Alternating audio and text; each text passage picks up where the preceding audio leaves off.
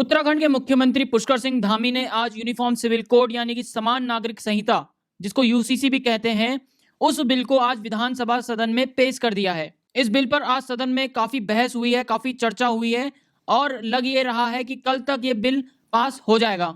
जिस तरह से उत्तराखंड के मुख्यमंत्री पुष्कर सिंह धामी ने सन 2022 में चुनाव में जाने से पहले कहा था कि वो जल्द ही उत्तराखंड में यूसीसी लाएंगे, तो वो लाता हुआ दिख रहा है।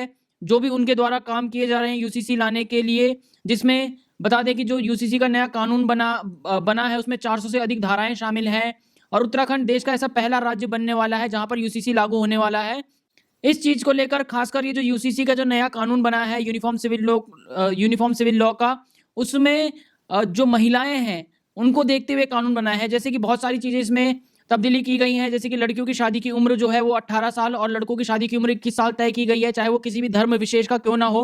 लिव इन रिलेशनशिप में रहने वालों को पुलिस का रजिस्ट्रेशन करना जरूरी होगा। कुछ नए कानून भी इस तरह से लाए गए हैं। विवाह का पंजीकरण पहले जरूरी नहीं था, लेकिन अब यूनिफॉर्म सिविल कोड लाने के बाद उत्तराखंड में रहने वाला हर आदमी जो विवाह करेगा उसका पंजीकरण कराना जरूरी होगा। बिना पंजीकरण के विवाह इल्लीगल माना जाएगा। और जो संपत्ति के बंटवारे को लेकर लड़कियों को अलग कर दिया जाता था, लेकिन अब जब ये यूनिफॉर्म सिविल कोड आ जाएगा तो यूनिफॉर्म सिविल कोड के आने से जो संपत्ति का बंटवारा है उसमें महिलाओं का भी बराबर का हक होगा जितना कि पुरुषों का रहता था। और भी बहुत सारे इसमें नियम लाए गए हैं जो कि सिर्फ एक धर्म के लिए नहीं है, सभी धर्मों के लिए है, सभी समुदायों के लिए है। बस अनुसूचित जनजाति जो कि शेड्यूल्ड ट्राइब्स हैं उनको इससे बाहर रखा गया है।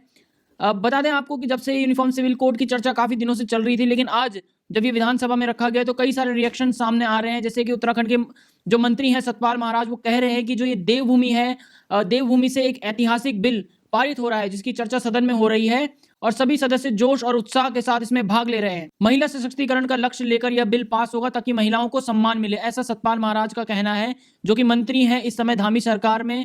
उत्तर प्रदेश के जो उप मुख्यमंत्री हैं केशव प्रसाद मौर्य, उन्होंने ये कहा है कि मैं उत्तराखंड के मुख्यमंत्री पुष्कर सिंह धामी को और उनकी सरकार को समान नागरिकता संहिता लाने के लिए बधाई देता हूं। ये देश सबका है, सबका विकास, सबका सम्मान और सबको स्थान देते हुए आगे बढ़ रहा है। इस पर भारतीय जनता पार्टी की सांसद और एक्ट्रेस हेमा मालिनी का भी कमेंट आया है, जो उन्होंने कहा है कि ये जो बिल पास हुआ है ये सभी महिलाओं के लिए बहुत अच्छा है, इससे सभी वर्ग की महिलाओं को लाभ मिलेगा और मुझे गर्व है कि हमारी सरकार ने ये किया है। लेकिन कह रहे हैं कि आपको कि कितने सारे जो कमेंट्स हैं यूसीसी के पक्ष में आ रहे हैं, लेकिन वही कुछ कमेंट्स हैं जो यूसीसी के विरोध में आ रहे हैं। आपको बताते हैं कि शहजाद चौहान ने कमेंट करके लिखा है और वो धमकी देते हुए कह रहे हैं कि कान खोलकर सुन लो पुष्कर सिंह धामी, किसी की औकात नहीं है जो भारत के मुसलमानों को अल्लाह के हुक्म और उनके नबी के तरीकों से चलने से रोक सके।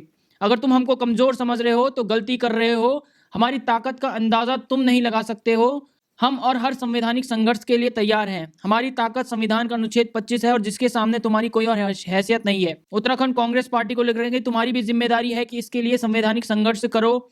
ये शहजाद चौहान है जो कि अपने आप को एक मुस्लिम स्कॉलर मानते हैं और पहले भी ऐसे बयान दे चुके हैं, विवादित बयान, और अब ये यूसीसी को लेकर मुख्यमंत्री पुष्कर सिंह धामी को धमकी दे रहे हैं। लेकिन उत्तराखंड अब देश का पहला ऐसा राज्य बनने वाला है जहां पर यूनिफॉर्म सिविल कोड यानी कि संयुक्त नागरिक संहिता जो कानून है वो पूर्ण तरह से लागू हो जाएगा। जो ये कानून बनाया गया है महिलाओं को देखकर बनाया गया है कि महिलाओं को किस तरह से, जो अलग अलग समुदाय की महिलाएं हैं उनको किस तरह से आगे आने का मौका मिले, जिस तरह से उनके अधिकारों का हनन होता है वो खत्म हो। और चाहे उत्तराखंड में रहने वाला किसी भी धर्म विशेष को क्यों ना मानता हो, वो अब यूनिफॉर्म सिविल कोड के अंदर आएगा।